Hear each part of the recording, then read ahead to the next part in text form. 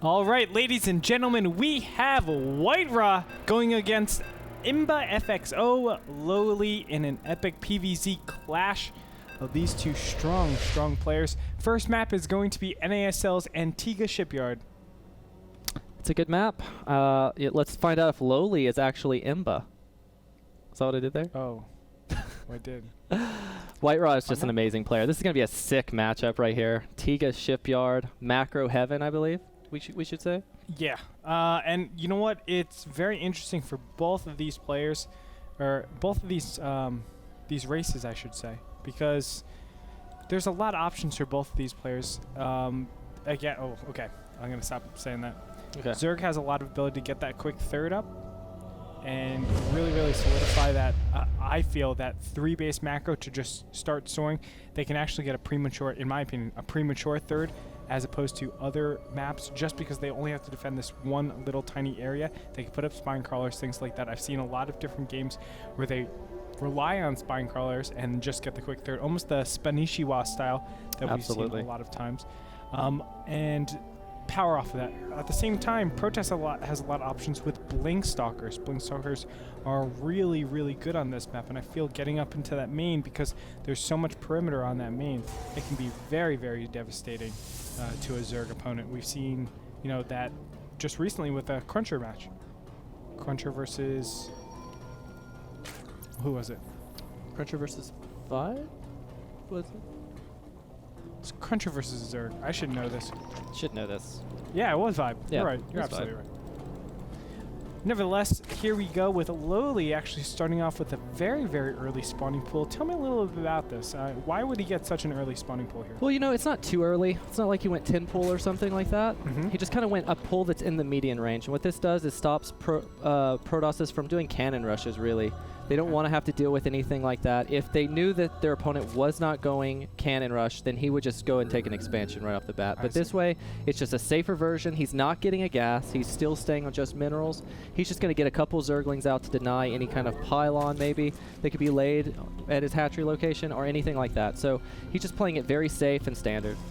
I gotcha. We do see that Whitera has gone ahead and gone for that one very quick forge. It looks like he's going to expand before he puts down any cannons, which I do like a lot better. Actually, he's doing it before he puts down a second pylon as well. So never mind. There goes that first cannon. And we're going to be seeing a cannon, and then are we going to be seeing... oh, wow. Whoa. He put down 2 cannons. Might be a little excessive there.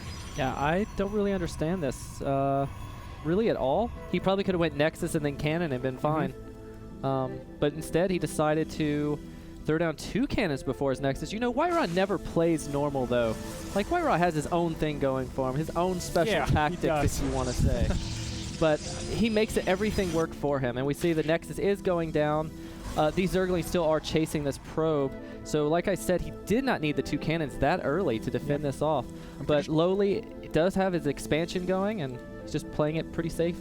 I'm pretty sure 1 cannon could have stopped all of this very easily. It looks like that 1 probe that was trying to make the marathon run was taken out just now. Finally, Zerglings are going to try to get in here, but one-shotting by all of these cannons is so easy. Now, finally taking that Nexus. The hatchery is down a little bit before. Second queen on the way out, so that's really good. You can start that creep spread early and really get the amount of space you need to take that quick third. Yeah, absolutely. Like right now, he saw 2 cannons. Zerg should know that he should be able to even go take another base right now. Yeah. You know, he should be able to go straight up to 3 bases without any worry. We do see that Lowely is just spot on with this queen. Look at the queen going to the expansion hatchery. He's going to inject that base as well. So right now, he's doing a really good job. We also see an evolution chamber going down, and I really like this because you can always start with those fast plus, especially melee upgrades. Those are my favorite. Yeah. Love melee upgrades. You know what? That... I cannot stress that enough. The +1 melee represents so much. You basically take away that 1 armor. But on top of that, I mean, think of it this way. Zerglings only do 4 damage to internal structure. By you increasing by that extra 5, you just increase your attack by 25%. That's like having 25% more Zerglings in your army. What the crap? Yeah, that's amazing. Like, you can't beat that kind of bonus for 100 minerals, 100 gas. Sounds like a good deal to me. We do see that he has started the +1 melee like we were talking about. Whitera over here, I don't even think he transferred any probes. I think he's just rallied both his Nexuses to his expansion. That's something that you don't actually see many players do nowadays. Yeah, kind of interesting. Again, Whitera playing within his own bubble and still managed to make it all work. You always got to love this guy. He has shown that Cybernetics Core is out, Warp Gate is coming out. A lot of times I've seen him open up Stargate, and yes, there it goes down. Stargate and a third similar to Loot. Now, off of this, there's a lot of different styles that you can do. You can do mass gateway units. You can even stay on Void Rays and Phoenixes for a while. I'm interested to see what he does after this, the transition that we always look to go to. You know, I can't help but think this is going to just be like a little pressure with the Stargate into a timing attack. We see him chrono boosting that +1 and the cybernetics and the warp gate research. So it looks like he's getting ready to do something else. He's still pumping out sentries and still chrono boosting that forge. While that's going on, Zerg did scout that. And you know, you should even be able to tell stuff when you see chrono boosted forges. Like in my mind, when I see that, it's like, okay, they want to do timing attacks. They want to do play for a certain part of the game. Very well said. I actually didn't think about that, but yeah, it's kind of a tell saying, hey, I'm going to attack because I'm trying to get this out ASAP. So Lowely should understand that. It looks like Lowely is going for an infestor type of play, it almost looks like. The fast +1 up for the melee and the carapace. 4 gas already. I'm expecting an infestation pit to go down as soon as that lair finished. And yes, it does finish. We'll see. There is a macro hatch as well. So really, it's open, but that's just my prediction right now. You know, an infestation pit has went down, as well as a baneling nest, though. Now that throws me off, because he's still on 2 base. Infestors cost a lot of gas. He has 2 evolution chambers that cost a lot of gas. And now he's throwing banelings on top of that. So it's like, how is he going to afford so much without... Something's going to have to be cut out of that. Yeah, I'm actually kind of interested why he did that. I'm also interested why he went a macro hatch instead of just taking that third. I think the third is so easy to take. Look at that. You only need a couple creep tumors. Normally it takes a lot more. You only need 2 creep tumors to connect it completely, and you just defend against this one area. It's really, really easy, but you know, Lowely not opting to take that route, instead just going for a 2-base type of play. And we'll see how he goes ahead and takes his third. I'm really interested to see the timing in which he does this, because that's the most important part about it all. I really like how safe Lowely's playing right now. He has 2 spores in his main. He has a spore at his natural. He has a spore near his Spinecrawler defense, but Protoss is moving out with Zealots, Sentry, and he does have that +1 attack we were talking about from that all those chrono boosts, and he has 2 Void Rays with his army. So this is going to be a pressuring situation that I don't know if he can hold. Yep, and there the banelings start transforming. It looks like he's attacking the Spore Crawler right away. The Spine Crawler's actually getting some good damage to take out one of those Zealots. And now finally the banelings are going to move in here. Force fields go down. Oh my god, all the sentries are going to get hit.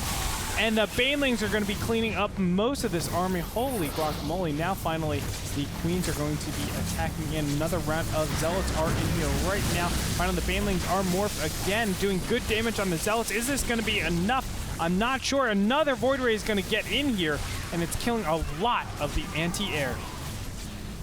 2 more queens coming from the main, and that's what he has to do. He has to have some kind of anti-air defense to deal with these Void Rays. And here's some more Zerglings coming around surrounding the Zealots, but the Void Ray's still doing a ton of damage. Yeah. And you know what? The +1 is doing all the wonders in this entire battle. Now, finally, the Void Rays are alone. Going to take out the 1 Void Ray, and there's just one last one. Another one actually coming in here. The +1 by both of them actually are doing so much damage. Of course, 2-shotting with every single Zealot on a particular Zergling. But, oh no, excuse me, the +1 Carapace is up. So actually 3-shotting. The Zealots aren't nearly as effective. And GG.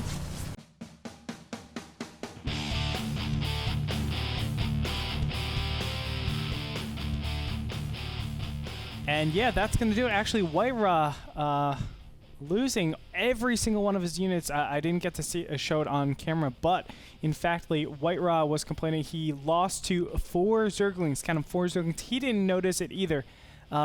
He went back into his base, and all of a sudden, all of his probes in his main were gone. His pylons were wrecked, and he was actually losing his last pylon that was powering every single one of his gateways.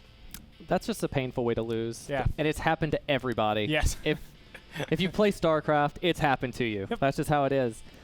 You know, he was so focused on his attack and his battle and his micro, which I must say Lowely played really well. He played a style that actually, in my opinion, countered Whiterah's style that game. Like he got he got 1-1. So his timing attack with +1 Zealot Sentry actually was kind of negated. Yeah, actually, I was talking to Sen about this, and he says that the +1 melee, it really shuts down all of the aggression that Protoss can do, because you get that fast +1, and basically what they rely on are those force fields. Well, you have these Zerglings that are the most mobile things ever. You can't really catch them. Right. I mean, you can, but you can bait a lot of force fields out of them. Right. They're going to waste a lot of energy. Exactly. They waste a lot of energy, so they only have one round. It's so easy to get your Zerglings up again. All you need is to surround, and the +1 deals, again, a 25% increase in the amount of damage that you get. That's an alarming amount. It's just ridiculous. But anyway, we're going to see if Whiterah can come back in game number 2. Stick around, everybody. More action coming your way after this break.